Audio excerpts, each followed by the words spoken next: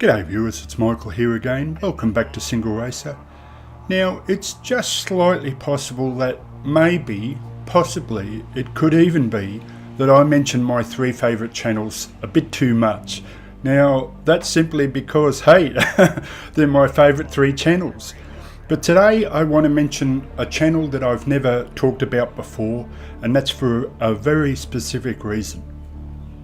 And that's because today, over two videos, I want to race what I consider my favourite car and track combination of all time. And so given that I have well over 200 new subscribers, and welcome aboard, thanks mainly to Mike Smith's recommendation. Thanks Mike, he's one of my favourite three channels by the way. I just want to go over again just a brief history to explain why I'm doing these two videos. So at the end of this December, it'll be coming up to 28 years that I've been sim racing just for my own pleasure, and I base that around the fact that I played a game called Stunts in the early DOS Windows 3.1 days, and that came out in 1990, and that was probably the second most played game that I, as far as hours go, that I enjoyed. The third one, now this of course is not counting current games like Assetto Corsa, which I play ad nauseum, but the third most played game would probably be arguably now you would call a sim racing game by Codemasters called Toka 2. I absolutely loved the game. But hands down, the most played game I ever played, hands down, without question, was Grand Prix Legends. I just absolutely loved that game. And so my favourite car and track combination out of that whole game is what I want to replicate here, which is the Lotus 49 on the classic version of Spa. Just an absolutely fantastic track in that game. And although I played it to death, I probably, out of 20 races I tried to do, maybe I would finish only 3 or 4 times, but I think that's what kept me coming back, was the game was considered so difficult that I just enjoyed it immensely and just wanted to keep coming back to that game.